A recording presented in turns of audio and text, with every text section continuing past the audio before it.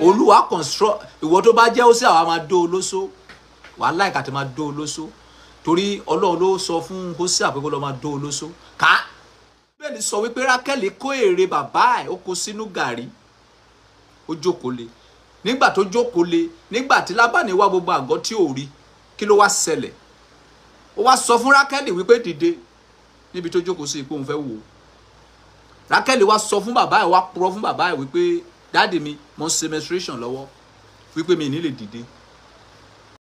Kí gbogbo ẹ̀yin olólùfẹ́ àpàdà sórí ìkànnì Yorùbá Space TV níbi tá a ti máa ń mọ àwọn ètò àti ìròyìn wá fún yín lólókò òjò kan gbogbo tó ń ṣẹlẹ̀ káàkiri Nàìjíríà pàápàá nílẹ̀ Yorùbá ti wa.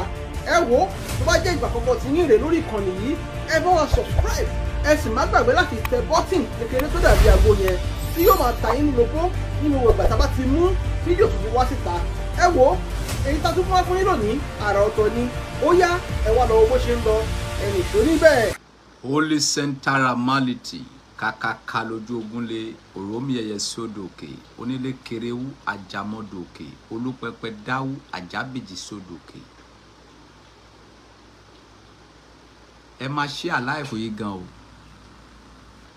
fún ìwọ tó bá gbàgbọ́ lórí orúkọ. Àwọn àgbà sọ wípé orúkọ ń roni àpèjẹ máa ń yẹ ènìyàn ó máa ń ro ènìyàn. Ìwọ tí o jẹ́ Kristẹni orúkọ tí o gbọ́dọ̀ gbà kán sọ ọmọ ẹ orúkọ tí o ní solution tí o gbọ́dọ̀ gbà wípé kán sọ ọmọ ẹ nǹkan tá fẹ́ sọ lálẹ́ yìí nìyẹn o gbọ́dọ̀ gbà kán máa jẹ́rú orúkọ bẹ́ẹ̀ yẹn. Àwọn orúkọ tọ́mọ ẹ ò gbọ́dọ̀ jẹ́ tí ọmọ ẹ bá ti jẹ́ orúkọ yìí lọ change ẹ go and change it iṣẹ́ tá fẹ́ ṣe lálẹ́ yìí nìyẹn. Tó bá mọ̀ pé ọmọ ẹ ń jẹ́ Rákẹ́lì ẹ ṣe àláìfò yìí sí. Tó bá mọ̀ pé ọmọ ẹ ń jẹ́ Mósè ẹ ṣe àláìfò yìí sí. Tó bá mọ̀ wípé ọmọ ẹ jẹ́ Sámúẹ́lì ẹ ṣe àláìfò yìí sí. Tó bá mọ̀ pé ọmọ ẹ jẹ́ Pétérù ẹ ṣe àláìfò yìí sí. Tó bá mọ̀ pé ọmọ ẹ jẹ́ Náómì ẹ ṣe àláìfò yìí sí. Tó bá mọ̀ pé ọmọ ẹ jẹ́ Dáfídì ẹ ṣe àláìfò yìí sí. Ṣé bá mọ̀ pé ọmọ yín jẹ́ Rèbékà ẹ ṣe àláìfò yìí sí. Tó bá mọ̀ pé ọmọ yín jẹ́ Rúùtù ẹ ṣe àláìfò yìí sí. Tí ọmọ yín bá jẹ́ Sámsónì ẹ ṣe àláìfò yìí sí. Iṣẹ́ tá fẹ́ ṣe lálẹ́ nìyẹn. Ó ṣe mí láìnú ní wípé gbogbo àwọn pásítọ̀ tó sọ ọmọ yín lórúkọ wọn ò mọ ìtàn ẹni tó ń sọ yín lórúkọ ẹ̀. They don't know the story of that people. Yeah. So tó bá wá di ọ̀la a máa sọ̀rọ̀ nípa orúkọ tẹ́lẹ̀ máa jẹ́. Èní a fẹ́ sọ̀rọ̀ nípa orúkọ tí ẹ ò lè jẹ́. Tó bá ti jẹ́ ọmọ Kristẹni tó bá ti sọ ẹ́ lórúkọ ẹ o gbọ́dọ̀ lọ change ẹ̀. Whether you like it or not. Because àwọn tó sọ yín lórúkọ yẹn wọn ò sọ history orúkọ yẹn fún yín. You know to kó tó dìgbò máa gbà kán sọ ọmọ ẹ lórúkọ wàá kọ́kọ́ sọ pé kó sọ ìtàn ẹnìyẹn fún yín. Ìtàn yẹn mo fẹ́ sọ fún yín lénìí. Gbogbo àwọn orúkọ tí mo dárúkọ yìí ibi tá a bá lè sọ dé lénìí a máa sọ. Ẹ lè gbé Bíbélì yín dání. Yeah. Jẹ́ kí music lọ síwájú díẹ̀. Jẹ́ kó lọ. Gbé sókè. Gbé sókè jẹ́ kó lọ síwájú díẹ̀. Ẹ ṣe àláìfù yìí ẹ̀yin tẹ́ wà ní TikTok ẹ double tap. Ẹ ṣe àláìfù yẹn ẹ ṣe àláìfù yẹn.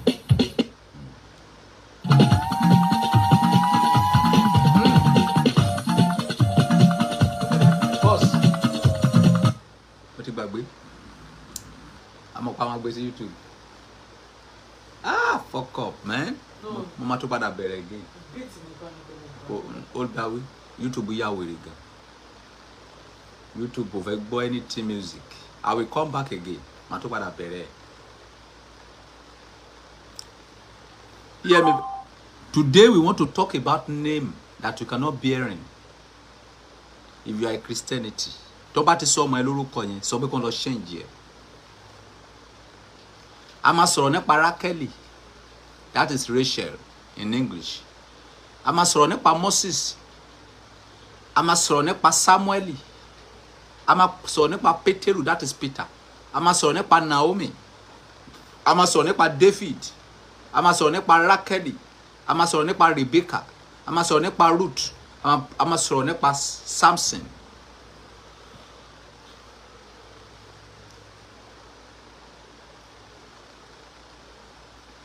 But nínú àwọn orúkọ tá wá ń sọ yìí,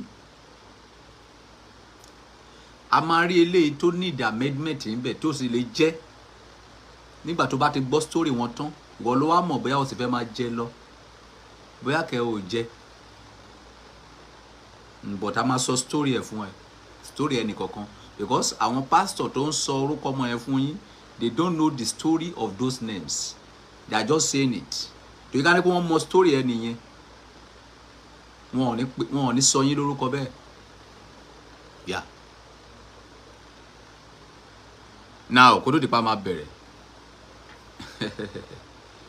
My name is Adelano Adekunle Solomon. Ẹ̀yin ti TikTok ẹ ti fumble. Mo ní kẹ́ double tap. Ẹ̀yin 1,009K lẹ́sìn double tap látọ̀. What is the meaning of all that? Ṣé wá ṣeré bí ni? Àbẹ̀rẹ̀ pé mo wá ṣeré bí ni? Nǹkan tí mo wá ṣe yìí, ó lè jẹ́ pé ogun tó ń jà ẹ́ nìyẹn kó má mọ̀. Ó lè jẹ́ pé gbogbo ogun tó ti ṣe láyé tí ò ti ṣiṣẹ́. Ó lè jẹ́ pé ogun tó ń jà ẹ́ gangan. Ó lè jẹ́ pé ọ̀rọ̀ orúkọ yìí ni. Wọ́n ní kẹ́ double tap ẹ̀ ń ṣe sẹ̀pẹ̀tẹ́rì. Ṣé èmi wá ẹrù pé èmi wá síbi wá ṣeré ni? Ìgbà tó ń sẹ́ǹdì orúkọ Abraham ló ẹ̀sẹ̀ rí ọmọ bí. Ìgbà tó ń sẹ́ǹdì orúkọ Sarah ló ẹ̀sẹ̀ rí ọmọ bí. What are we talking about? Mo kàn fẹ́ sí ẹ níyè ni fún àǹfààní ẹ̀yin tí ẹ ò tí ì bímọ, tẹ́sẹ̀ fẹ́ bímọ, tó dẹ̀ jẹ́ pé pásítọ̀ ló fẹ́ sọmọ yín lórúkọ. Ẹ sọ fún pásítọ̀ yẹn wípé kí ó kọ́kọ́ sọ history ẹni tó fẹ́ sọ yín lórúkọ yẹn fún yín, ìbẹ̀rẹ̀ àárín ẹ̀, ìgbésẹ̀ òpin ayé ẹ̀, ó kọ́kọ́ sọ fún yín náà. That is why we are here today. My name is Adelano Adekunle Solomon, aka Talufeku Babagba one before, but now King Solomon for the whole universe. The only man that knows the secret of Oku and Obo, the only man that can talk truth to anybody, and nothing will happen. If anything happen, anything will spoil, anything spoil, there will not be solution. Your fourth generation will suffer for it. Aki gbogbo ẹ̀yin Kristẹni òdodo, kì í ṣe ẹ̀yin Kristẹni olè o. Mi ò kí ẹ̀yin olè. Ẹ̀yin Kristẹni òdodo, mo kí yín. Ẹ kú iṣẹ́ takuntakun. Ilé ológo tí gbogbo yín ń lé, Ọlọ́run á mú yín débẹ̀. Now, ìwọ tó bá ń jẹ́ Rebecca, wá fetí gbọ́ ìyàwó ọ̀rọ̀ kó wá gbọ́ nípa ìtàn Rebecca. Irú ènìyàn wo ni Rebecca jẹ́? Ta ni Rebecca? Rebecca jẹ́ ọmọ Lábánì, ìyàwó Jacob. Rebecca jẹ́ arẹwà obìnrin, ṣùgbọ́n kò tètè bímọ. Rákẹ́lì là ń sọ̀rọ̀ nípa ẹ̀. Rákẹ́lì jẹ́ arẹwà obìnrin, is a beautiful lady, but kò tètè bí ọmọ.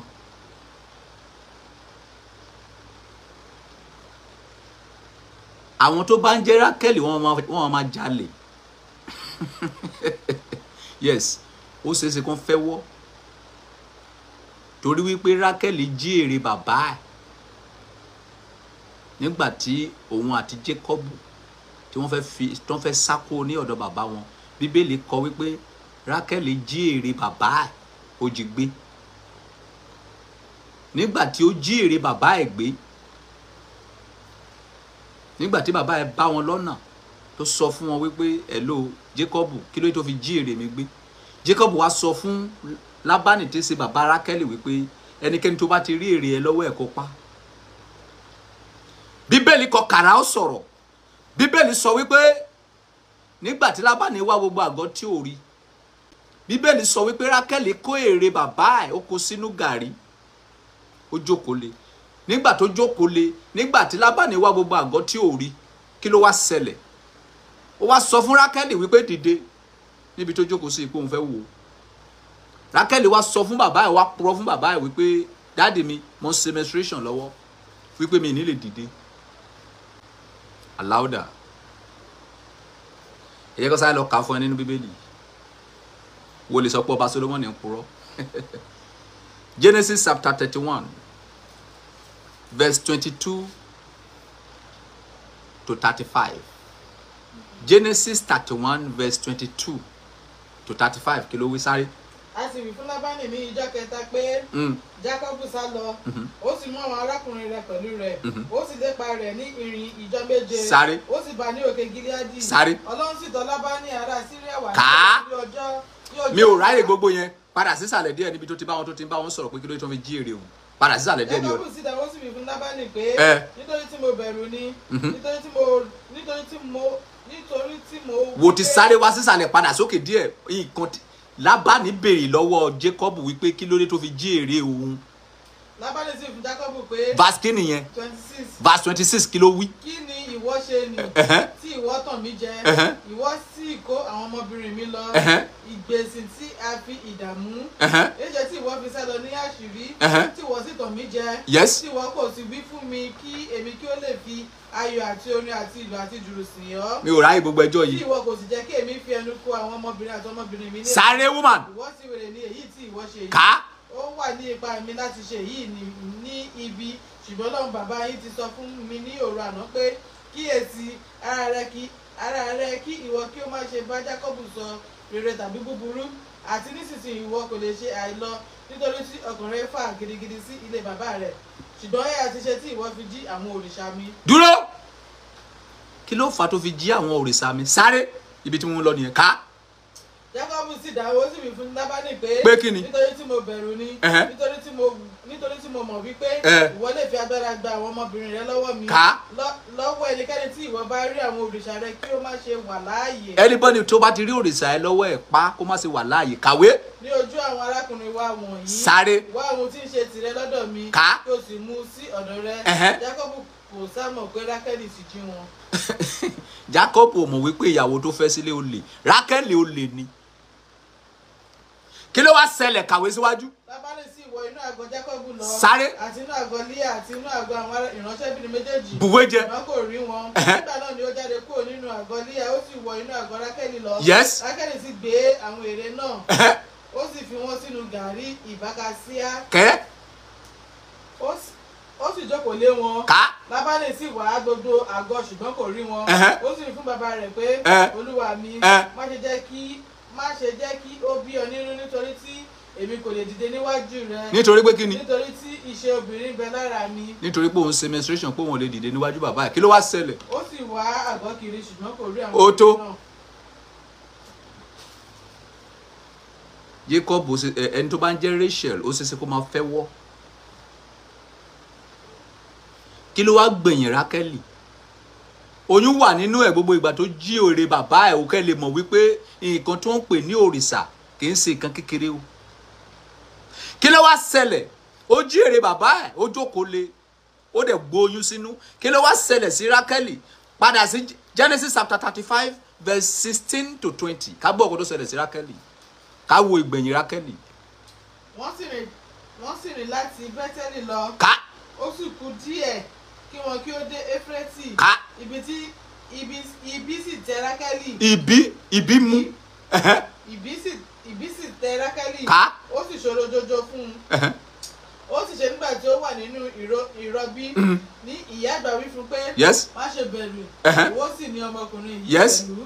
Ó sì ṣe bí ọkàn rẹ̀ ti ń lọ, ó sàkú, ó sọ orúkọ rẹ̀ ní Bẹ́ónì, ṣùgbọ́n bàbá rẹ̀ sọ ní Benjamin. Kí ló wá ṣẹlẹ̀? Rákẹ́lì sì kú. Hey! A sì sí ní ọ̀nà Éfrétì. Ó tó. Ṣe Bẹ́tlẹ́hẹ́mù. Rákẹ́lì kú toyúntoyún ni. Bó ṣe bímọ báyìí ló ṣe kú. Ìgbẹ̀yìn Rákẹ́lì nìyẹn. So tó bá sọ ọmọ ẹni Rákẹ́lì, that is Rachel. Tó bá ṣe é ṣe lọ ṣẹ́ǹjì ẹ̀. Ìwọ tó bá gbàgbọ́ wípé orúkọ máa ń ro ènìyàn ni o. Rákẹ́lì is a beautiful lady, but ó lè ní. Ó dẹ̀ máa ń purọ́. Rákẹ́lì máa ń jalè. Ó dẹ̀ máa ń purọ́. Ìgbà tó tún fẹ́ bímọ, ó tún kú. Bó ṣe bímọ báyìí ló ṣe kú. So tó ọmọ ẹ bá ń jẹ́ orúkọ yẹn, tó bá ṣe ṣẹ́ǹjì lọ ṣẹ́ǹjì ẹ̀. Ìwọ tó bá dẹ̀ fẹ́ wá bímọ láti sin lọ. Irúfẹ́ mi nísìnyí mo ti ṣe mistake ẹ̀ náà. mo ti lọ sọ ọmọ mi ní Abigail. Abigail ò rọ́kọ gidi fẹ́, but ọ̀rọ̀ yẹn padà ní solution. Ọkọ Abigail náà pè ní Lábánì. No, kí ló kọ èyí o? Ó ní orúkọ kọ̀ọ̀kan tí Abigail fẹ́. Ọkọ rádaràda ló fẹ́, ọkọ rédèrèdè. So Ọlọ́run wá lu ọkọ yẹn pa. Nígbà tó pa ọkọ yẹn, ó ẹsẹ̀ wá padà lọ fẹ́ Dáfídì. Ọ̀rọ̀ Abigail sì ní solution díẹ̀. A ò wash. Kágbé mo ti mọ̀ ni, mi ò ní ti sọ ní Abigail, má ti fún lórúkọ mi. But mo sì lè change ẹ̀. So kíni náà happen sí èmi. Okay? Ó happen sí èmi. Òun náà mo fi sọ fún ọ wípé kí wọ́n náà tí o bá fẹ́ Lábà, yes, Lábà wá sórí ìrìnjọ Nàìjíríà. Lábánì òun lórúkọ ọkọ Abigail. So èèyàn burúkú ni, aláìláìnú ènìyàn ni, but Ọlọ́run ló pa. So èmi náà ti ṣe mistake yẹn, mo ń sọ fún yín torí tí ẹ̀yin tẹ́ ẹsẹ̀ fẹ́ máa bímọ. Bí pásítọ̀ bá sọ fún mi fẹ́ sọmọ ẹ lórúkọ, wàá béèrè lọ́wọ́ ẹ̀ wípé kó sọ ìtàn obìnrin yẹn fún ẹ. But Abigail is a nice lady in the Bible. Now àti kó lọ́dọ̀ Rákẹ́lì, ìwọ tó bá mọ̀ pé ó ń jẹ́ Rákẹ́lì tó bá ṣe é ṣe lọ change ẹ̀. Torí lára àwọn nǹkan tó ṣe Rákẹ́lì nínú Bíbélì yìí ó lè padà ṣẹlẹ̀ sí ẹ. Yes, that is first person. Now we are moving to Samuel. Àti dọ́dọ̀ Samueli. Samueli wòlíì ikọ̀. Ó mà ṣe o. Ikọ̀ ọ̀run wòlíì ńlá ni Samueli. Ṣùgbọ́n Samueli ò jèrè ọmọ. Olórí burúkú làwọn ọmọ tí Samueli bí. Aláùdà. Níbo ni Samueli ti kó tiẹ̀? Ọ̀dọ̀ Élì ni. Aláùdà. Èmi ò ka Bíbélì mọ́ o, ẹ lọ máa fúnra yín wá o, mi ò ráyè rádaràda o. Mo ti wà lójú iná, ẹnẹ́kí ti pé sára. Àwọn Holy Center ti gbé mi high. Mi ò lè ráyè àti ka Bíbélì. Lọ fúnra ẹ̀ máa gọ́gù ẹ̀. We are talking about Samuel. Samueli, ibi tó ti lùgbàdì ayé, Aláùdà. Bíbélì sọ wípé nígbà tí Samueli wà ní kékeré èdìdì. Bíbélì sọ fún wa wípé ọ̀rọ̀ Ọlọ́run kọ sí Samueli wípé Samueli. Bíbélì sọ wípé Samueli dìde ó lọ bá Élì wípé Olúwa mi èmi nìyí nítorí pé wọ́n ń pè mí. Bíbélì sọ fún wa wípé Élì sọ fún Samueli pé padà lọ sùn mi ò pè ẹ́. Jíjì ká gbì. Bíbélì sọ pé nígbà tí Samueli padà lọ sùn kí ló ṣẹlẹ̀, ìṣẹ̀lẹ̀ ńlá tún ṣẹlẹ̀. Òun náà tún pè Samueli ó tún padà lọ bá Élì wípé kábíyèsí bàbá ẹ pè mí. Ó ní mi ò pè ẹ́. Ó tún wá padà lọ sùn lẹ́ẹ̀kẹta. Nígbà tó padà lọ sùn lẹ́ẹ̀kẹta ó tún gbọ́ ohùn náà pé Samueli. Nígbà tó gbọ́ Samueli ó tún padà lọ bá Élì. Bíbélì kọ kàrà ó sọ̀rọ̀. Ó ní Élì wá sọ fún un pé gbọ́ Olúwa ló fẹ́ bá ẹ sọ̀rọ̀. Nígbà tí ohùn náà bá yí tó pè ẹ́ sọ wípé máa wí nítorí tí ìránṣẹ́ rẹ̀ gbọ́. Nígbà tí Samueli máa padà lọ sùn nígbà ìkẹrin ohùn náà tún pè Samueli. Samueli wá dáhùn wípé máa wí nítorí tí ìránṣẹ́ rẹ̀ ṣe kíni, ìránṣẹ́ rẹ̀ ń gbọ́. Bíbélì sọ wípé ọ̀rọ̀ Olúwa kọ sí Samueli wípé Samueli, ṣé ìwọ rí Élì àti àwọn ọmọ ẹ̀ bó ṣe ṣe rádaràda níwájú mi? Sọ fún Élì wípé mo máa ṣe kankan nílé Élì èyí tí gbogbo etí ilẹ̀ Ísírẹ́lì máa gbọ́ tó wọn máa hóye. Ẹbọ, àdúrà, ètùtù kò ní lè yí ọ̀rọ̀ náà padà. Nígbà tí mo bá bẹ̀rẹ̀ mo gbọ́dọ̀ ṣe dópin. Ní ọjọ́ kan ni Élì àti àwọn ọmọ ẹ̀ máa kú. Aláùdàyà. Bíbélì sọ fún wa wípé nígbà tí ilẹ̀ máa mọ́ Élì pè Samueli wípé Samueli ọ̀rọ̀ wo ni Ọlọ́run bá ẹ sọ lóru àná? Aláùdà. Ẹ lọ máa wo ẹyọ kan ò ní fèlì ńbẹ̀ ìsọyé ni. 1 Samuel chapter 1 verse 3. Ẹ lọ máa kà. Yes, 1 Samuel chapter 3. Kẹ́ lọ máa kà lọ. Bíbélì wa sọ fún wa wípé nígbà tí Élì béèrè lọ́wọ́ Samueli wípé kí l'Olúwa bá ẹ sọ? Bíbélì sọ fún wa wípé Samueli ò fẹ́ sọ̀rọ̀. Samueli ò fẹ́ sọ̀rọ̀. Élì wá sọ fún ibẹ̀ ni Élì ti bẹ́ ìpè fún wípé nǹkan tí Olúwa bá sọ fún ẹ tó bá kọ̀ láti sọ fún mi nǹkan tó ju bẹ́ẹ̀ l'Ọlọ́run á ṣe fún ẹ. Aláùdà ó mọ bẹ́ẹ̀ ni kò yí padà. Ibi tí Samueli ti kó tiẹ̀ nìyẹn. Élì bí ọmọ méjì, àwọn ọmọ méjì rádaràda ní ayé wọn rí. Nígbà tí Samueli máa wá bí ọmọ nígbà tó dàgbà tán àwọn ọmọ ẹ̀ méjì tóun náà bí rédèrèdè ló bí. Bíbélì sọ fún wa wípé Samuel fi orí ṣe ìwọ tó send request fún mi yìí màá ní kí àìrá pa ẹ́ dànù. Àkókò tí mo wà kì í ṣàkókò send request. Àkókò kó máa gbọ́ ọ̀rọ̀ ní comment section. Wọn kì í tamper holy center tó sọ̀rọ̀ yẹn, wọn kì í tamper tó bá ti wà lójú iná. Bíbélì sọ fún wa wípé nígbà tí Samuel máa wá bímọ, ó bí ọmọ méjì. Samuel fi orí ṣe, ó fi ọrùn ṣe fún gbogbo ilẹ̀ Israeli gẹ́gẹ́ bí wòlíì àti ikọ̀ Ọlọ́run láti kékeré. Nígbà tó máa di àgbà, tó máa di arúgbó, àwọn àgbà ìlú wá pe Samuel wípé Samuel, ìwọ ti ń darúgbó, ó dẹ̀ ti ń lọ. Àwọn ọmọ rádaràdá tó bí yìí, àwọn ọmọ tó ń dóyàwó líyàwó yìí, àwọn ọmọ tó máa ń dó èèyàn nínú ṣọ́ọ̀ṣì yìí, wọn ò lè jẹ́ olórí wa because wọn ò rìn ní ìlànà ẹ̀. Ó yá lọ kó lọ yan ọba kan fún wa gẹ́gẹ́ bí àwọn ayé gbogbo ayé ṣe máa ń ṣe. Aláùdà, Bíbélì sọ wípé inú bí Samuel.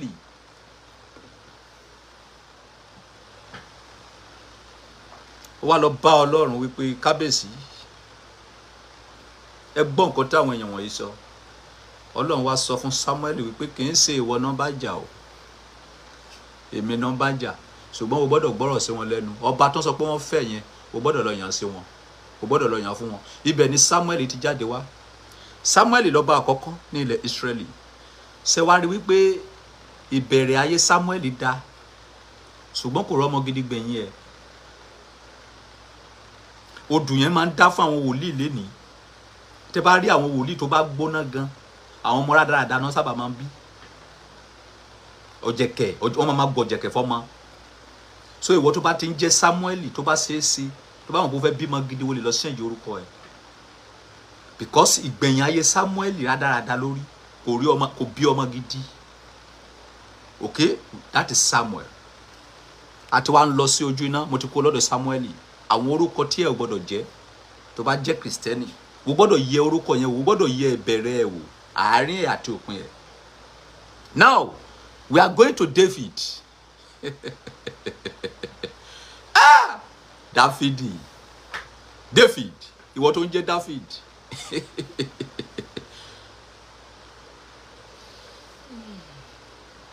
David máa lówó. David máa jọba. Ṣùgbọ́n gbogbo owó tó ní, gbogbo ọba tó jẹ, wàhálà àti pákàleke ló fi lò. Gbogbo èèwọ̀ sí ayé orí Dáfídì ló wà. Ta ni Dáfídì? Who is David? David jẹ́ ọmọ Jésè. Aláùdàyà. Eléyìí tí bàbá ẹ̀ bí ọmọ méje. David jẹ́ jagunjagun, ó jẹ́ darandaran. Ṣùgbọ́n David dòdó màyàmọ ni. Ìbẹ̀rẹ̀ ìgbésí ayé Dáfídì ìyà ni. David wáyé wá sóríire ṣùgbọ́n kò gbádùn. Inú wàhálà, inú pákàleke ló ti jayé, ló ti jọba, ló ti ṣe gbogbo rádaràda ìgbésí ayé ẹ̀. Kí ló wá fa wàhálà bá? Oko Dáfídì ló fa wàhálà bá. Bíbélì kọ kàrà ó sọ̀rọ̀. Ó sọ fún wa wípé nígbà tí Dáfídì wà nínú ilé rẹ̀ lọ́jọ́ kan, nígbà tó wà ní ipò ọba, mo lọ mú lókè. Ó gun òkè ilé ẹ̀ lọ, ó rí obìnrin kan. Ó wẹ̀ ní balùwẹ̀, ní bedroom. Ìdíre. Ẹ̀yàn rẹ̀. Ó wá pe ìránṣẹ́ kan wípé ẹ wá. Mo ń wo lady kan, ó wẹ̀ ní balùwẹ̀. Ẹ bá mi lọ pè wá. Aláùdàyà. Ẹ̀yin David. Lọ sí orúkọ yẹn o. Aláùdà kàkàkà lójú ogunlé, òrómì ẹ̀ sódò òkè, onílé kéréwú, àjàmọ́dò òkè. Wọ́n ní 2 Samuel chapter 11. Ẹ lọ máa kà. Kí ló wá ṣẹlẹ̀? Èdìdì. Ẹni ìránṣẹ́ wa sọ fún yín pé kábíyèsí o. Obìnrin tẹ́ ń sọ yìí, ilé tí a ti ń wò yìí, ilé òrí àyà. Ìkan nínú àwọn ìránṣẹ́ jagunjagun ẹni sà. Ẹ panu yín mọ́. Ọba ba lórí òbò. Àrà tẹ pa Dáfídì. Ọba ba lórí òbò. Nígbà tó máa lọ pé Báṣébàdé, òun náà gbé ẹyàn rìgàrìgà wá, ó gbé ìdí wá. Báwo ni ladies? Ẹyàn yín mà ṣe lélẹ̀. Ọkọ ẹnìkan ló dá jẹ kíní lẹ́ẹ̀kan.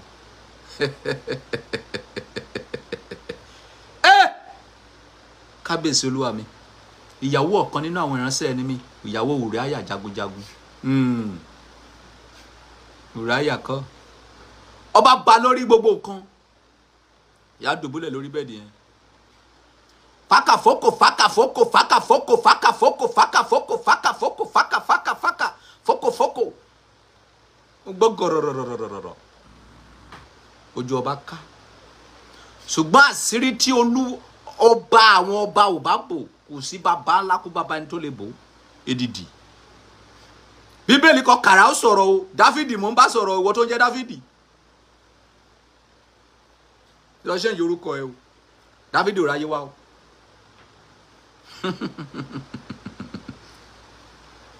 bíbélì sọ wípé fákàfókò tó ń ṣe lọ́jọ́ yẹn lọ́hùn ó di oyún nígbà tó wá doyún kí ló ṣẹlẹ̀ ìṣẹ̀lẹ̀ ńlá ṣẹlẹ̀ Dáfídì wá wò ó pé báwo la ṣe fẹ́ gbọ́ èmi odidi ọba ìlú ẹni bí ọkàn Ọlọ́run kásìrì mi wá tú kí wá di ẹni yẹ̀yẹ́ kó gbọ́dọ̀ ṣẹlẹ̀ kàkà kẹ́kọ̀ọ́ má jáse sí a máa fi ṣàwàdà nù Dáfídì gbé fóònù hello Jóábù olórí ogun èmi ọba Dáfídì ló ń sọ̀rọ̀ ọba tó ba lórí òbò tó ba lórí anything sọ fún Ùráyà wípé kó máa bọ̀ nílé ní sísìn mo fẹ́ rí nígbà tí Ùráyà dé ó bẹ̀rẹ̀ fún Dáfídì kábíyèsí o Ùráyà ọkùnrin takuntakun lójú ogun ó kàn wọ́n mi kí dá ẹ lọ́lá nítorí mo ti gbọ́ èrò yẹn láti ojú ogun lọ sílé kó lọ ṣe fàájì pẹ̀lú ìyàwó ẹ kó lọ múnú ìyàwó ẹ dùn kó múnú ara ẹ dùn tó bá dọ̀tún làwọn máa lọ sójú ogun Dáfídì fẹ́ jẹ́ kí Ùráyà kó ṣe lórí oyún yẹn kó lè gbé oyún yẹn padà fún ọkọ ẹ̀ ó mà ṣe o èdìdì olúpẹpẹ àjàpẹpẹ ìsọyè bàbá tó ṣe ìsọyè fún mi ìbà ẹ lọ́run kí ló wá ṣẹlẹ̀ a ò wo bíbélì o tí kò bá ti fèlì níbẹ̀ jẹ́ kí n gbọ́ o ẹ̀yin tẹ́ ń wo bíbélì 2 Samuel 11 ni mo sọ̀rọ̀ nípa èyí o ẹ lọ máa wo tí kò bá ti fèlì níbẹ̀ ẹ wá tọwọ́ bọ̀ mí lójú pé irọ́ ló pa kí ló wá ṣẹlẹ̀ èdìdì wàhálà so bíbélì kọ kàrà ó sọ̀rọ̀ Ùráyà wá dá ọba Dáfídì lóhùn pé kábíyèsí ká má rí kí olúwa mi olórí ogun Jóábù kó wà lójú ogun kémi wá lọ sùn tí obìnrin kò jọ lójú ẹ̀ ó fẹ́ ṣe túnú ó fẹ́ ṣiṣẹ́ takuntakun ìyẹn kọ́ ẹ̀yin sójà ìyẹn ọlọ́pàá níṣẹ́ lẹ́nu wípé iṣẹ́ ìjọba ìkànnà máa ń gbé lé wọn kì í gbé sórí kánípò ti mọ̀ á ti lọ sùn sílé. bíbélì kọ kàrà ó sọ̀rọ̀ ó ní Dáfídì lọ sùn sí abẹ́ stẹ́ẹ̀pù tó máa gùn lọ sókè ilé nílé ọba kò lọ sùn sílé nígbà tí ọba máa jí láàárọ̀ ó béèrè lọ́wọ́ àwọn ènìyàn pé Dáfídì níbo ni Ùráyà sùn wọ́n ní kábíyèsí Ùráyà máa lọ sùn sílé ikú sàárùn lórí bọ̀bọ̀ yìí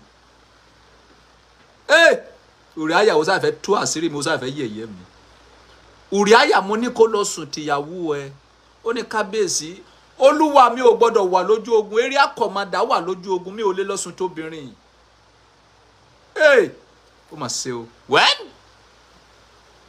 ìgbà tó sọ wípé kú ìyákùn ẹ kú kò sí wàhálà bíbélì sọ fún wa wípé Dáfídì mú báírò ó mú gègé ó kọ ìwé Jóábù olórí ogun èmi ọba Dáfídì ló ń sọ̀rọ̀ Ùráyà ń bọ̀ lójú ogun tó bá ti dé kò gbọdọ̀ padà sílé láàyè ibi tó wà tẹ́lẹ̀ kò gbọdọ̀ ṣẹ́ǹjì ẹ̀kọ́ níbẹ̀ kó fi sí ibi tí ogun máa ti padà nù aláwùdáyà ó pẹ́ tí sójà ti dalẹ̀ ara wọn ó pẹ́ tí ọlọ́pàá ti dalẹ̀ ara wọn kì í ṣèṣì ó pẹ́ tí àwọn ọ̀dàlẹ̀ ti wà nígbà tó kọ lẹ́tà náà tán bíbélì sọ pé ó fi èdìdì dì ó tún wá mú lé Ùráyà lọ́wọ́ lẹ́tà tí mo fún ẹ yóò gbọdọ̀ sí tó bá ti dé ojú ogun kó fún olórí ogun Dáfídì Ùráyà bẹ́ orí ó rò pé bẹ́ẹ̀ wọ́n fẹ́ gba promotion ni kò mọ̀ wípé kó pa òun lọ́jọ́ náà aláwùdáyà wọ́n lọ ń gbára lé ènìyàn olúpẹpẹ dáwú àjábìjì sódò òkè wọ́n lọ ń gbára lé ènìyàn wọ́n lọ ń trust ènìyàn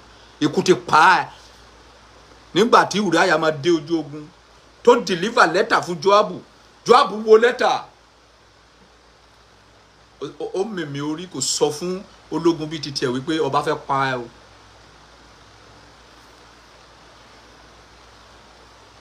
Ùráyà ṣé wọn pé bí ló ń jókòó sí tẹ́lẹ̀ oníbẹ̀ ni ó yá lọ dúró síbẹ̀ yẹn. Bíbélì sọ fún wa pé nígbà tó máa dọjọ́ kejì ìṣẹ̀lẹ̀ ńlá ṣẹlẹ̀, ọba gbé ìránṣẹ́ dìde, Jóábù pè láti ojú ogun wípé kábíyèsí o, ìjà ṣẹlẹ̀, a wà lójú ogun, ogun jà lọ́tún, ogun jà lósì, nínú àwọn ọmọ Ísírẹ́lì lulẹ̀, but àwa fúnra wa a fi ojú àwọn ọ̀tá hàn mọ́ bó. Ọba dá Jóábù lóhùn wípé gbogbo eléyìí tó sọ yẹn ṣe story. Ùráyà ń kọ́ ṣé ó wà láàyè àbí ó ti filẹ̀ sasọ bóra. Aláùdàyà. Jóábù sọ wípé kábíyèsí o, Ùráyà ó kú. Ọba ẹ̀sẹ̀ sọ pé ó parí, àṣírí bò, ilé àdó parí, kò sí nǹkan tó máa ṣẹlẹ̀ mọ́. Bíbélì sọ fún wa wípé Ọlọ́run kọ sí Nathaniel. Àwọn nǹkan tí mo ń sọ yìí mo ń sọ fún ẹ fún ìwọ tó ẹsẹ̀ fẹ́ bímọ, wo orúkọ sọ ọmọ ẹ. Ìgbà tí mo ń jẹ́ ta ló fẹ́ kú tí mo ń jẹ́ Adékúnlé, anybody ò mọ̀ mí o. Ìgbà tí mo ṣe padà sí Solomoni, mo la ayé já o.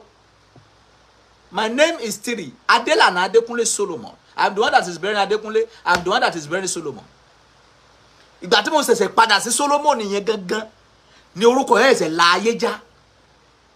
Èdìdì ni. Mo ń sọ fún ẹ tó tí ìwọ tó ẹsẹ̀ fẹ́ bímọ. Pásítọ̀ tó fẹ́ sọ ọmọ ẹ lórúkọ sọ pé kó sọ story ẹ nìyẹn fún ẹ látòkè délẹ̀ ó fẹ́ gbọ́ kó tó lè pọ́ máa lè sọ ọmọ ẹ lórúkọ. Bí ọ̀rọ̀ Dáfídì là ń sọ lọ́wọ́. Integrity. Kí ló wá ṣẹlẹ̀? Nathaniel, Ọlọ́run rán Nathaniel sí Dáfídì wípé kó lọ sọ fún pé òkú tó sí ẹsẹ̀ wà níta. Nígbà tá Nathaniel ni máa dé ọ̀dọ̀ Dáfídì. Kábíyèsí, èèyàn méjì ń jà láàrin ìlú o. Ẹnìkan ní 100 àgùntàn, ẹnìkan ní àgùntàn ẹyọkan. Ẹni tó ní 100 àgùntàn kò lè mú nínú àgùntàn ẹ̀ kó fi sí àlejò. Ó wá lọ bá ẹni tó ní àgùntàn ẹyọkan péré, ó gba àgùntàn yẹn lọ́wọ́ ẹ̀ ó fi sí àlejò. Ó tún pa ẹnìyẹn. Kábíyèsí, irú ìdájọ́ wo ló yẹ ká ṣe fúnrú ẹ̀dá bẹ́ẹ̀? Láùdà. Ẹjọ́ ọmọ ọlọ́mọ lódùn yìí dá. Bíbélì sọ fún wa wípé ó ti padà sí 2 Samuel chapter 12 àti wà ńbẹ̀. Bíbélì sọ fún wa wípé Dáfídì wá fẹ̀ sórí àga, ó wá gún gẹ. Ó ní ìyẹn lílu tí mo wà yìí, ó ní bẹ́ẹ̀ ni sà. Ó ní irú ẹ̀dá bẹ́ẹ̀ tó ṣerú kan báyìí kò gbọdọ̀ wà láàyè, ó yẹ fún ikú. Ó dẹ̀ gbọdọ̀ sọkúnẹ̀ padà ní ìlọ́po nítorí pé aláìláìnú ènìyàn ni. Aláùdà. Bíbélì sọ fún wa wípé Nathaniel ní kàkàrà ọba Dáfídì, ìwọ ni ọkùnrin búburú náà. Ìwọ pa Ùráyà, ó gba ìyàwó Ùráyà ó tó pa. Nítorí pé ìwọ ṣe eléyìí, idà kì yóò tán nínú ilé rẹ. Àṣẹ́gun bẹ́ẹ̀ kò yí padà. Ìkan tó máa jáde lẹ́nu Dáfídì ni wípé Olúwa ṣàánú fún mi gẹ́gẹ́ bí ìṣeunfẹ́ rẹ, gẹ́gẹ́ bí ìrònú ọ̀pá inú rẹ, nu ìrékọjá mi nù kúrò, wẹ̀ mí ní àwẹ̀mọ́. Ìyẹn làwọn Kìrìsìtẹ́nì kà lé ní àwọn tó bá ti lọ láòbò, tó ti lọ pa ènìyàn, tó ti lọ jalè, tó ti lùgbàdì ayé. Ìyẹn náà máa ń kà ní every Sunday ní ṣọ́ọ̀ṣì. Gbígbì Psalm 51 nìyẹn. Gbì mo ti kúrò bẹ́ẹ̀. Bíbélì wa sọ fún wa wípé kí ló wá ṣẹlẹ̀ sí ayé Dáfídì? Kí ni discipline ẹ̀? Má gbọ́ o. Nígbà tí Dáfídì wá wà lórí oyè yìí, Bíbélì sọ pé àwọn ọmọ Dáfídì méjì wọ́n jọ dóra wọn. Tamari àti Amoni, ọmọ bàbá kan, wọ́n jọ dóra wọn. Ìtìjú wo ló tún yẹn lọ? Nígbà tí ìyẹn tún ṣẹlẹ̀, tí Amoni àti Tamari tó jọ dóra wọn, Amoni, Tamari àti Absalomi jẹ́ ọmọ ìyá kan, ọmọ bàbá kan, ọmọ Dáfídì ni wọ́n. Amoni ó jẹ́ ọmọ ọba kan wọn, ọmọ Dáfídì ni. Nígbà tí Amoni dó Tamari, Bíbélì sọ fún wa wípé Amoni, Absalomi pa Amoni. Ọmọ ẹ̀ kan ti kú bẹ́ẹ̀ ni. Nígbà tí Absalomi pa Amoni, Absalomi wá dìde, ó ní Dáfídì, ó ní orí àga tí ó wà yìí, ó ní òun fẹ́ jọba sẹ́. ó yẹ fún ọba, ó ní òun fẹ́ jọba, bàbá àtọmọ ni o, Dáfídì ló bí Absalomi o. Bíbélì sọ fún wa wípé Absalomi lé bàbá ẹ̀ wọnú igbó fún odidi ọdún 6. Ní ìgbà tí Joabu máa dìde tó fẹ́ fi gba ìjọba fún bàbá wọn padà, Bíbélì sọ wípé Absalomi fi ọrùn há igi, ó fojú sunkún ọmọ méjì. Lẹ́yìn yẹn, gbogbo ìgbésí ayé Dáfídì inú ogun ló ti lò, inú ìyà, inú ẹkún, inú wàhálà ló ti lò. Nígbà tó tún fẹ́ wá kú tán tó wà ní orí bẹ́ẹ̀dì tó yẹ kó fi ara ẹ̀ sí orí òróǹro wípé kó máa relax, ọmọ ẹ̀ Adóníjà ó lóun fẹ́ jọba, òun àti Solomoni bẹ̀rẹ̀ tuntun jàdún ọba. Dáfídì ọba ni, ènìyàn pàtàkì ni, but àjọba má níyì ni, ọba rádaràda ni, ọba tí ò níyì, ọba tó jẹ́ pé inú pákà leke ló ti lo gbogbo ìgbésí ayé ẹ̀ ni, kì í ṣe ọba gidi. Go and lọ kà nípa history Dáfídì ni mo sọ fún ẹ yẹn. Ìwọ tó ń jẹ́ Dáfídì kó ro dáadáa, kó ro sọ́tún, kó ro sósì, wípé ṣé mo lè máa jẹ́ Dáfídì ṣá. That is it. Ní báyìí, níbo ni ká tún lọ? Ṣé ká lọ sọ́dọ̀ Rebecca? Ta ni Rebecca? Rebecca jẹ́ ìyàwó Isaac. Ṣùgbọ́n Rebecca èèyàn rádaràda ni. Tó bá ní ìyá tó ń jẹ́ Rebecca, àwọn ló máa ń gbé ogún ẹ̀gbọ́n tó máa ń gbé sí fún àbúrò. Rebecca òun ló gbé ogún Ísọ̀ tó gbé fún Jákọ́bù, òun ló kọ́ Jákọ́bù bó ṣe jìbìtì. Ọ̀dàlẹ̀ ìyá ni, ìyá tó máa ń dalẹ̀ ọmọ ni Rebecca. Òun ló da ìdílé ẹ̀rú, òun ló dá wàhálà sílẹ̀ láàrin Ísọ̀ àti Jákọ́bù. Ní aláùdàyà nígbàtí Ísákì tó pe Ísọ̀ ọmọ ẹ̀ wípé ọmọ mi lọ sínú igbó kó lọ ṣe ẹran àdídùn wá tí mo fẹ́ jẹ. Genesis 27. God bless you. Bíbélì sọ fún wa wípé nígbà tí bàbá ẹ̀ sọ fún ìyá ẹ̀ gbọ́, nígbà tí ìyá ẹ̀ gbọ́ kí ló wá ṣẹlẹ̀? Èdìdì ńlá ṣẹlẹ̀. Ó wá lọ pe ọmọ ẹ̀ Jacob wípé wọ́n ti fẹ́ ṣàdúrà fún ẹ̀gbọ́n ẹ̀ o, ṣùgbọ́n àdúrà tó fẹ́ ṣe fẹ́gbọ́n yẹn kò ní gbà, ìwọ ló máa gbà. Jacob wá sọ fún ìyá ẹ̀ wípé ẹ mọ̀ wípé alára ọ̀bọ̀rọ̀ lèmi, bàbá ẹ̀gbọ́n mi ní irun lára, báwo mo ṣe fẹ́ ṣe, how do I want to do it? Ìyá ẹ̀ sọ pé kó má wọ́ọ̀rì, onídàádì mi máa ṣépè fún mi o, ó ní kí ẹ̀gún yẹn kó jẹ́ ti tòun. Ẹ̀gbọ́n ẹ̀ yìí sẹ́ kò gbọ́dọ̀ gba eré yẹn. Àwọn ìyá tó máa ń gbé ògo ẹ̀gbọ́n fún àbúrò, ògo àbúrò fún ẹ̀gbọ́n ni àwọn ìyá tó máa ń dalẹ̀ ọmọ ni Rebecca. So ìwọ tó bá ń jẹ́ Rebecca wá ro rí ẹ nísìnyí, bóyá wo lè máa jẹ, bóyá o lè jẹ, bóyá wo sì lè ṣẹ́ǹjì ẹ̀, torí tó bá ó lè jẹ́ pé orúkọ ló ń da ìgbésí ayé ẹ̀ láàmú ni mo fi bá ẹ sọ. Mósè àti wà lọ́dọ̀ Moses. Moses èèyàn pàtàkì ni, èèyàn gidi ni Mósè èèyàn gidi ni, ṣùgbọ́n Mósè aláṣẹdànù ni. Ó mà ṣe o. Mósè ó máa ń forí ṣe, ó máa ń fọrùn ṣe fún gbogbo ayé, ṣùgbọ́n ayé ò ní ṣe fún.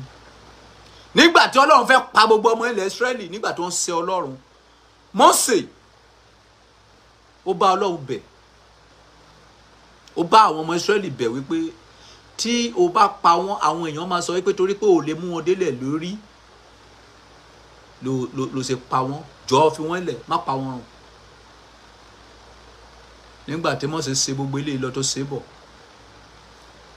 nígbà tó kún díẹ̀ kí Mósè dé ilẹ̀ lérí, Ọlọ́run sọ fún Mósè wípé ilẹ̀ lérí yẹn wè ní kó wọn débẹ̀, ojú ẹ̀ ló máa fi rí. Kò sí ọmọ Ísírẹ́lì tó bá Mósè bẹ̀bẹ̀. aláṣẹdànù ni Mósè. Ó fọrùn sí, ó forí sí, ó fọrùn sí káwọn ọmọ Ísírẹ́lì lè délẹ̀ lérí, ṣùgbọ́n òun fúnra ẹ̀ ò débẹ̀. Aláṣẹdànù ni. Exodus 32 ló sọ bẹ́ẹ̀. Mósè akọ́lòlò ni. Bíbélì ò pé Mósè ní alágídí, ó pè ní ọlọ́kàn tútù. Numbers chapter 12. Mósè ò kí ń sá alágídí, ó ta bá ní tó sọ fún ẹ pé Mósè alágídí irọ́ ló pa ọ́. So Mósè aláṣẹdànù ni.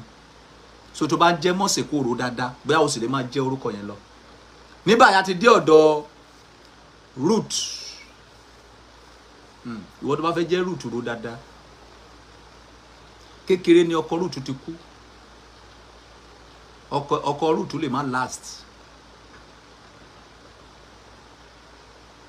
Lẹ́yìn tí ọkọ ẹ̀ wá kú tán, ìyá ọkọ ẹ̀ ló tó wá fi fọ́kọ. But at the end of the day, ìgbẹ̀yìn ayé Ruth padà nítumọ̀, ọ̀rọ̀ ẹ̀ padà ní solution. But ọkọ ẹ̀ ti kú láti kékeré. So Ruth yẹn wá rò dáadáa bóyá o sì lè máa jẹ, bóyá o lè jẹ. So a wá sọ̀rọ̀ nípa Naomi. Naomi ó mà ṣe o. Naomi ojú ẹ̀ ó mà jìyà láyé o. Naomi mà jìyà o.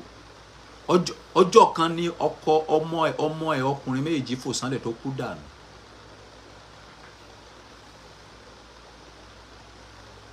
Ojú Naomi rí bí gan nínú ayé. Ọmọ ọkùnrin méjì ló bí. Ọjọ́ kan làwọn méjì fò sánlẹ̀ tó ń kú. Àwọn ìyàwó wọn ni Ruth. Mi ò mọ orúkọ obìnrin kejì yẹn. So please, ẹ rò dáadáa kẹ́ tún jẹ́ orúkọ yẹn. Tó bá yẹ kó orúkọ tó ti lè máa jẹ́, bóyá orúkọ tó lè jẹ́. So now we are going to Samsoni. Ẹ̀yin tẹ́ jẹ́ Samson. Alágbára má lérò. Alágbára má lérò. Samsoni tó jẹ́ wípé bó bá ti rí òbò, ayé ẹ̀ bàjẹ́ finally, kò mọ nǹkan tó ń ṣe mọ́. Òbò náà fi gba ọpọlọ Samsoni lọ. Tó ti òbò ni Samsoni ti kú ikú ìyà. Alágbára má lérò ni. Ó ní agbára kò lérò. Ikú obìnrin ló kú. Ikú obìnrin ló pa Samsoni. Ikú òbò òun ló pa Samsoni. Ìgbẹ̀yìn ayé Samsoni ò dáa. Ojú ẹ̀ padà fọ́ ni nígbà tó dàgbà. Nígbà tó fẹ́ kú wọ́n padà fọ́ ojú ẹ̀ méjèèjì. Ogun ayé padà borí Joseph. Samsoni. So ìwọ tó bá ń jẹ́ Samson ro dáadáa. Bóyá kó lọ change ẹ̀. Gbogbo nǹkan tá ń sọ yìí à ń sọ torí tẹ̀yin tẹ̀sẹ̀ fẹ́ bímọ. Ẹ̀yin tẹ̀dẹ̀ ti bímọ. George chapter 16. Ẹ̀yin tẹ̀dẹ̀ ti bímọ. Bó bá ṣe change ẹ lọ change ẹ̀. Torí ó ṣe é ṣe káwọn pastor yẹn máa mọ ìtàn nípa orúkọ tó fẹ́ fún yín. Mo rí pé ẹ̀yin kan ń béèrè nípa ọba Solomoni lẹ́ẹ̀kan. Solomoni àgbà wo bàbá o, yàrá ìyá eruku jájà. Àwọn yẹn gbádùn kú gberegede ni. But tó wá dá wàhálà sílẹ̀ fọ́mọ ẹ̀. Gbogbo ẹ̀ṣẹ̀ tí Solomoni ṣẹ̀, ọmọ ẹ̀ ló wá jìyà ẹ̀. Kí Abigail máa múra sílẹ̀. Ìyẹn tẹ̀sí èmi gbádùn kú ni èmi yọrùn èmi ti lọ tèmi èmi ìdẹ̀mọ̀ ọkọ̀ tó ṣẹlẹ̀ láyé mọ́ ṣé mo rán yín níṣẹ́ ni. Ọba Solomoni gbádùn kú gberegede àdópa ni. Bíbélì sọ wípé kò sí nǹkan tí ọba Solomoni wá tí a ò ní fún. Solomoni gbádùn kú gberegede ni. Àdópa ni. Díẹ̀ ló pè ní ọba Solomoni. Ó kàn wọ́n mi kí sọ gbogbo orúkọ ọmọ mi ní ọba Solomoni. Wọ́n kàn máa dá wàhálà sílẹ̀ sọ́rọ̀ ọ̀run àwọn ọmọ wọn ni. Wọ́n kàn máa dá ilẹ̀ sọ́rọ̀ àwọn ọmọ wọn ni. Solomoni ò jẹ ìyà kankan. Ẹ̀gbin kankan ò ta lé. Ìyà kankan ò ta lé. Ó dá wàhálà sílẹ̀ fáwọn ọmọ ẹ̀. Káwọn ọmọ ẹ̀ máa bá kan. Òun ti bá tiẹ̀ lọ káwọn ọmọ yẹn máa bá rán. Ti Solomoni nìyẹn. So ta ló tún fẹ́ pèrè nípa ìgbésí ayé ẹ̀. Michael ò kì í ṣèrò ayé èrò ọ̀run ni Michael. Òjíṣẹ́ ni. So à ń sọ̀rọ̀ nípa inú Bíbélì àwọn ìtàn inú Bíbélì. Deborah orúkọ gidi nìyẹn, wòlíì ńlá nìyẹn. Bíbélì sọ wípé nígbà tí ọkùnrin tán ní ilẹ̀ Ísírẹ́lì, Bíbélì sọ wípé Deborah dìde gẹ́gẹ́ bí ìyá ní Ísírẹ́lì. Bẹ́ẹ̀ ni Deborah orúkọ gidi nìyẹn, ìyẹn ò ní bad side kankan. Abrahamu yẹn ayé ìyá ni Abrahamu wà. Abrahamu odóyàwó odó house girl. Ó dóyàwó ó dó house girl yẹ ló bí Ismaila, ẹrú ìyàwó ẹ̀ òun ló bí Ismaila, òun ló bí Ismail tó jẹ́ bàbá gbogbo mùsùlùmí lónìí, whether they like it or not. Isaki ni bàbá gbogbo Kristẹni lénìí. So tí ọmọ ẹ bá jẹ́ Peter, ọ̀dàlẹ̀ ni Peter alákíkanjú ènìyàn ni bọ̀tọ̀ ọ̀dàlẹ̀ ni, òun ló padà dá Mósè tó bá lọ pé tó bá sun ẹkún òfò kiri títì nígbà tá kọ́kọ́ kọ́, nígbà tó ń béèrè lọ́wọ́ Peter wípé ẹ̀ ló Pétérù. Ṣé o mọ arákùnrin yìí ṣe bí wọ́n máa ń rí ẹ pẹ̀lú mi ò mọ ẹni tó ń jẹ́ Jésù, ó tún bẹ̀rẹ̀ sí ń ṣépè. Onírọ́ ni Peter àti ọ̀dàlẹ̀. So Peter onírọ́ ni àti ọ̀dàlẹ̀. Mo ti sọ ìtàn Abigail fún yín lẹ́ẹ̀kan. Mo ní Abigail ọmọ gidi ni, ọmọ tó nice ni, but kò rọ́kọ gidi fẹ́. But at the end of the day ó padà rọ́kọ gidi fẹ́. But Ọlọ́run padà lu ọkọ ẹ̀ yẹn pa, wá padà wá fẹ́ Dáfídì. Ọkọ tó padà fẹ́ náà ṣèbó náà ló tún ṣe rádaràda yẹn. Ìwọ tó bá ń jẹ́ Èlíjà, ó wá ṣẹrú ayé ni, ó ní dókò, ó ní dóbò. Èlíjà ò bímọ, Èlíjà ò ráyè dóbò. Mo ti sọ ti Samuel kẹtù wọlé náà, mo ti sọ fún yín pé Samuel ọmọ rádaràda ló bí, kò bímọ gidi. Yes, àwọn ọmọ tí Samuel bí kò bímọ gidi, àwọn Amos yẹn, àwọn wòlíì nìyẹn.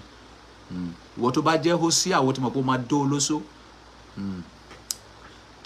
Jùláínà, ta ló ń jẹ́ Jùláínà? Jùláínà ò ní history. Aroni, ta ni Aroni náà ayé ìyá ló padà wá, kò délẹ̀ lérí. Bọ̀ tó bímọ, Aroni ni àlùfáà, kò délẹ̀ lérí. Òun àti Mósè kò délẹ̀ lérí. Elisa, àwọn wòlíì ni, àwọn agbákan wòlíì, àwọn yẹn ráyè dóbò. Abrahamu, mo ti sọ ìtàn Abrahamu fún yín. Judith, ìyàwó Ísọ̀ kọ́ nìyẹn. Judith, ìyàwó Ísọ̀ nìyẹn. Àwọn yẹn ò ní history tó pọ̀. All those people, they don't have history. Àwọn tó ní history. Sarah, ẹ tó bá jẹ́ Sarah, ó ṣeéṣe kó sì gbàdá gbà lọ́wọ́ ọkọ ẹ̀. Odù Ifá tí Bíbélì mú tún fún yín yìí o. Ṣé mọ̀ pé ojú Abrahamu ni ọba yẹn ti ń tẹyàn Sarah. Tí Abrahamu ń pè ní, tí Abrahamu sọ pé àbúrò òun ni, tó sọ pé àbúrò òun ni, tí ọba yẹn ń tẹ ẹyan ẹ̀ tó ń gba nídìí, tí Bíbélì sọ pé wọn ò dóra, tó dẹ̀ wà nínú ilé ọba yẹn. But ó ṣeéṣe kó padà gbàyàwó ẹ̀ padà lẹ́yìn tó bá gbà lọ́wọ́ ẹ̀. Yes. So that is Sarah. Sarah ò tètè bímọ. Joseph ọmọ gidi ni, but ó ṣeéṣe kó ṣẹ̀wọ̀n. Ó nídìí láti jìyà kó ṣe ẹ̀wọ̀n kó tó ṣoríire. Tó bá jẹ́ Joseph, ó gbọ́dọ̀ ṣẹ̀wọ̀n kó tó ṣoríire. Ó gbọ́dọ̀ kọ́kọ́ lọ ṣẹ̀wọ̀n náà. Ó gbọ́dọ̀ jìyà, wọ́n gbọ́dọ̀ ta ẹ́ sóko ẹrú. Àwọn family ẹ máa hate ẹ gan, but wọ́n máa ṣoríire. Isaki dàgbà, but nígbà tó darúgbó ojú ẹ padà fọ́. Ìgbẹ̀yìn Isaki ò da. Ojú ẹ padà fọ́. Ìgbẹ̀yìn ayé Isaki ò da. Bíbélì sọ pé nígbà tí Isaki dàgbà, ojú ẹ rí báyìí. Tinubu ò sí nínú Bíbélì. Enoch, àwọn yẹn ráyè dóbò, àwọn wòlíì nìyẹn. Kristana, ṣé Kristana wà nínú Bíbélì? Kristana ò sí nínú Bíbélì. Kò sẹ́ni tó jẹ́ Esther, màmá nìyẹn, má sí. Bọ̀ wá kọ́kọ́ sí house girl, wá ṣẹrú kó tó di kó wá sórí wá dẹ̀yàwó ọba. Esther, ìbẹ̀rẹ̀ ayé ẹrú ló fi sí, bọ̀ tó padà dẹ̀yàwó ọba. Tó bá ń jẹ́ John wo ti lùgbàdì ayé, wọ́n máa padà bẹ́ orí ẹ̀ dànù fojú ògún ni. Tó bá ń jẹ́ Johanu, wọ́n máa padà bẹ́ orí ẹ̀ ni. Because wọ́n padà bẹ́ orí Johanu ni. Joshua àgbáwo nìyẹn. Joshua ò ní problem kankan. Joshua ló kó àwọn ọmọ Israẹli wọ ilẹ̀ lérí, àwọn orúkọ gidi nìyẹn tí ò ní àbàwọ́n kankan. Bọ̀ tó bá ń jẹ́ Johanu, wọ́n máa padà bẹ́ orí ẹ̀. Daniel, àwọn àgbáwo nìyẹn, but àwọn yẹn ò gbádùn òbò, wọn wá gbádùn láyé, wọ́n wá ṣiṣẹ́ fọ́lọ́run ni, wá lọ ṣe wòlíì. Àwọn yẹn ò gbádùn òbò. Ezekiel, àwọn yẹn ò gbádùn òbò. Àwọn wòlíì yẹn, Hosea nìkan ló gbádùn òbò ni Ọlọ́run sọ pé kó lọ dó olóṣó. Hosea, Ọlọ́run sọ fún pé kó lọ dó olóṣó. Sáyé lọ bá wọn ka Hosea fún wọn. Hosea chapter 1 kọ́ nìyẹn. Hosea chapter 1 verse 4. Bá mi sáré kà. Àwọn Ezekiel yẹn, àwọn yẹn wọn wáyé wá gbádùn. Joshua is a good name, kò ní àbàwọ́n kankan. Joshua síwájú ni. Job, ìyẹn ojú ẹ̀ rí bí gan. Ojú ẹ̀ rí bí gan. Wàhálà tó dé bá Job, wàhálà yẹn pọ̀ jù. Hosea chapter 1 kọ́ ni. Kọ́kọ́ wo chapter 1 verse 4 no, ká wo kó tó ṣẹlẹ̀ bẹ́ẹ̀. Joel àwọn wòlíì ni àwọn èèyàn ráyè dóbò. Tó bá ti jẹ́ Dèlílà ọ̀dàlẹ̀ obìnrin ni ẹ. Hosea chapter 1 verse 4 kí ló wí? Olúwa sì wí fún pé. Olúwa wí fún ta ni? Pé orúkọ rẹ̀ ní Jésùélì. No, padà sí verse 2. Ìbẹ̀rẹ̀ ọ̀rọ̀ Olúwa sí Hósíà. Kí ló sọ fún? Olúwa sì wí fún Hósíà pé. Lọ fẹ́ àgbèrè obìnrin kan fún ara rẹ̀. Olúwa construct ìwọ tó bá jẹ́ Hósíà wa máa dó olóso. Wàá láìka tí máa dó olóso. Torí Ọlọ́run ló sọ fún Hósíà pé kó lọ máa dó olóso. Ká. Tó padà ká. Ìbẹ̀rẹ̀ ọ̀rọ̀ Olúwa sí Hósíà. Pé kí ni? Olúwa wí fún Hósíà pé. Lọ fẹ́ àgbèrè obìnrin kan fún ara rẹ̀ àti àwọn ọmọ àgbèrè nítorí ilẹ̀ yìí ti ń ṣe àgbèrè gidigidi. It's okay. Hósíà dòdó màá yá máa nìyẹn. So Dorcas èèyàn gidi ní but kò last. Àbí ṣé wọ́n padà jí ni? Ó dà pé padà jí ó kú. But aláìnú ni ìwọ tó bá jẹ́ Hósíà, ìwọ tó bá jẹ́ Dorcas ó gbọ́dọ̀ jẹ́ aláìnú ènìyàn. Dorcas aláìnú ni wọ́n. Aláìnú ni. Emmanuel Jésù ló ń jẹ́ bẹ́ẹ̀, wọ́n máa kàn ẹ́ mọ́gi láìpẹ́. Wọ́n máa kàn ẹ́ mọ́gi tó bá ń jẹ́ Emmanuel Jésù ló ń jẹ́ bẹ́ẹ̀. Ó lè tọ́, ó lè last. Jésù ò tọ́. Tó bá ń jẹ́ Emmanuel máa retí pé ní kàn kàn ẹ́ mọ́gi àbí kàn bẹ́ orí ẹ̀ sójú ògún àbí kàn sọ ẹ́ lóko kápá ìkọ́ máa ṣẹlẹ̀ ń bẹ́. Àwọn títù yẹn wọn ò ní history. Títù ò ní history. Ismaili ni bàbá àwọn mùsùlùmí. Wọ́n máa ṣe ọdẹ. Johanu wọ́n máa bẹ́ orí ẹ̀. Stephen wọ́n máa sọ ẹ́ lóko pagbẹ̀yìn ni. Elizabeth ta ló jẹ́ Elizabeth ìyá Johanu kọ́ nìyẹn. Elizabeth ìyá Johanu ó ní tètè rí ọmọ bí. Ojú ọmọ máa pọ́n ẹ gan but wọ́n máa padà fojú sunkún ọmọ ẹ̀ tó wọ́n máa padà bẹ́ orí ọmọ ẹ̀ sójú ògún ní sójú ẹ̀. Torí Lásárò ìyẹn wá dákú láyé ni after 4 days nígbà tó ti rùn náà ẹsẹ̀ jí. Flores kò sí Flores nínú Bíbélì. Ezekiel àwọn wòlíì ni àwọn èèyàn ráyè dóbò. Àwọn èèyàn ráyè dóbò. Moses Gideoni ojú Gideoni rí bí gan. Gideoni wọ́n pa ìyàwó ẹ̀ oríṣiríṣi ojú Gideoni rí rádaràda. Bọ̀tà kíkanjú ènìyàn ni kò gbádùn ayé. Dáfídì ìyẹn ayé rádaràda nìyẹn wá. Benjamin gbádùn yes Benjamin gbádùn díẹ̀ but ojú ẹ̀ kan máa bo. Benjamin gbádùn díẹ̀. Janet ò sí ní Bíbélì. Mary àwọn angẹ́lẹ̀ máa dó ẹ. Àwọn àlùjọ̀nnú máa dó ẹ, àwọn ẹ̀wọ̀n máa dó ẹ tó bá ń jẹ́ Mary. Torí wọ́n máa bá ẹ sùn lójú oorun torí òní mọ̀ nǹkan tó dó ẹ tó bá ń jẹ́ Maria. Torí àti ìmọ̀ ọ̀kan tó fún Maria lóyún dì sí. Ṣé o kí ló tún wà ń bẹ̀? Uzziah má jẹ́ Uzziah o. Uzziah dẹ́tẹ̀ kú ni. Uzziah padà dẹ́tẹ̀ kú ni. Ní ọdún tí Uzziah ọba kú èmi rí Olúwa jókòó lórí ìtẹ́ àṣẹgun wa rẹ̀ kún tẹ́ḿpìlì. Uzziah di adẹ́tẹ̀ kú ni. Ó ya adẹ́tẹ̀ kú ni. Ó ya adẹ́tẹ̀ kú gbẹ̀yìn gbèsè ayé ẹ̀ ni. Uzziah kò sí orúkọ gidi. Orúkọ wo ló tún wà ń bẹ̀? Àìsáyà. Àwọn wòlíì nìyẹn. Àwọn èèyàn ráyè dóbò. Wọn ò gbádùn ayé. Susan ò sí ní Bíbélì mẹ́. Pẹ̀rẹ̀sọ́lá. Esther orúkọ gidi ni ẹ bọ̀ wá kọ́kọ́ ṣẹrú wá kọ́kọ́ ṣe house girl kó tó dìbò wá sórí rẹ̀. Noah ọlọ́tí ni Noah ẹni tó mọ títí tó sí okó ẹ̀ síta ọlọ́tí ni tó wá ṣépè fáwọn ọmọ ẹ̀ Noah máa ṣépè gan ó ṣépè ó bu èpè lu ọmọ ẹ̀ Kánánì pé ó máa ṣe ẹrú kú ni ó dẹ̀ mú bẹ́ẹ̀ ọlọ́tí ni Noah. Dorcas èèyàn gidi níṣẹ́ aláìnú èèyàn ni bọ̀ tó kú wọ́n padà jí dìde wo ti jẹ́ Fáráò wo ti mọ̀ páyé ìyà ló wá Judas ọ̀dàlẹ̀ ni ẹ. Now ó ti tó níbi tá a dé yẹn. Ìwọ tó bá wá ní question nísìn ó yá máa bọ̀ lókè, time is going, mo ti lọ nìyẹn. Ìwọ tó bá ní question jẹ́ kí fẹ́yàn márùn-ún. Àníjọ́ ni wọ́n máa padà bẹ́ orí ẹ̀ sójú ògún ní sẹ́ẹ̀. Wọ́n padà bẹ́ orí Jòhánù dànù ni. So to what about my question is my bonity talk, send the request. Time is going. What about new question you? I want James, I want apostle in of in history to pọ̀. I want to history nínú apostle I want Jacob, Peteru and Johann.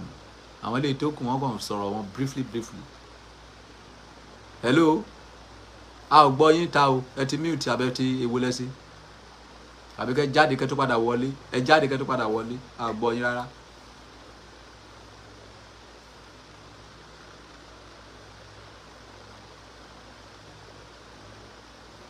So ìwọ ló bá fẹ́ bímọ láti sísìnyí lọ sọ pé kó sọ history orúkọ tó fẹ́ sọ ọmọ ẹ yẹn tó bá ti jẹ́ Solomoni wo ti sórí o máa gbádùn kó ni o ní problem.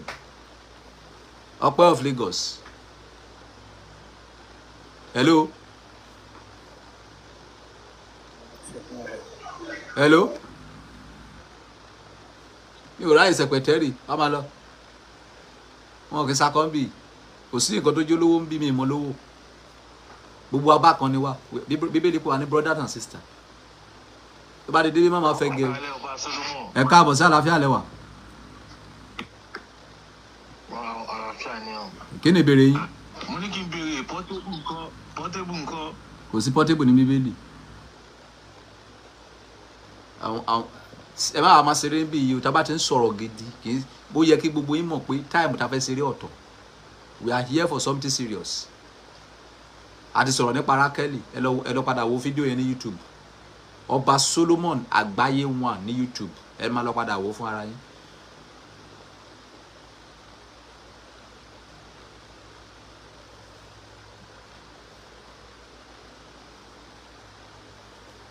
Emmanuel ṣe. Sorry o. Hello. Kò sí náà ni o, ọba. Ní dàtí sí ojú ẹ máa béèrè question yín. Ok, ẹ jọ̀ọ́ eléyìí tí wọ́n sọ wípé angel ló bá Mary sùn. Ibẹ̀ yẹn ò clear sí wa dáadáa. Mo ti sọ fún yín pé tó bá ń jẹ́ Mary ṣe. Wọ́n máa do lójú oorun. Àlùjọ̀nnú máa do, ewé máa do. Second question mi ni wípé kí ló dé tí Ọlọ́run fi sọ fún mo ti gbàgbé orúkọ ẹ̀ pé kó lọ dó lóṣó ṣé kò níyàwó ni. Ẹ pé Ọlọ́run náà bóyá ká ẹ pé kẹ́ béèrè lọ́wọ́ Ọlọ́run àwọn questions tí ò bá ti sí ní Bíbélì tí kò bá ti sí àkọọ́lẹ̀ mi ò kì í dáhùn Ọlọ́run. Bàbá mi mọ̀ bẹ́ẹ̀ tí ń gbọ́ yín báyìí sà. Mo ń gbọ́ yín dáadáa báyìí. Má bínú ẹ̀kan nẹ́tíwọ̀kì ẹ̀ ni mo fẹ́ béèrè nǹkan ni ṣé mo pé ẹ ti sọ ọ̀rọ̀ yìí nípa ti àwọn kí ni ká pè é nípa ti àwọn tó wà nínú Bíbélì ká wá ní ká wò dáadáa orúkọ tí àwọn Yorùbá máa ń sọ ọmọ orúkọ Bíbélì máa ń jẹ́ bí orúkọ bí ìkejì àbí bí ìkẹta orúkọ àbísọ gangan orúkọ Yorùbá ni ṣé orúkọ Yorùbá náà máa ń ní ipa tó ń kó lára ayé ọmọ tíyàn bá bí. Ẹ ṣoríire nígbà tí mo ń jẹ́ Adékúnlé mo ní ọgbọ́n yẹn ni mi ò fi ṣe kankan Adékúnlé ọgbọ́n kún ayé ọba ọgbọ́n kún ayé mi bọ̀tá ayé ò mọ̀ mi mo jìyà nínú ọgbọ́n yẹn ni nígbà tí mo wá bẹ̀rẹ̀ sí bearing that third name ni ọba Solomoni because èmi ló ń jẹ́ Adékúnlé èmi ló ń jẹ́ Solomon bọ̀ mi ò kí máa ń lo Solomon yẹn Adékúnlé ni mo máa ń lò gbogbo ìgbà tí mo fi lo Adékúnlé inú sápá ni mo wà adé yẹn kàn kún ilé ni kò wúlò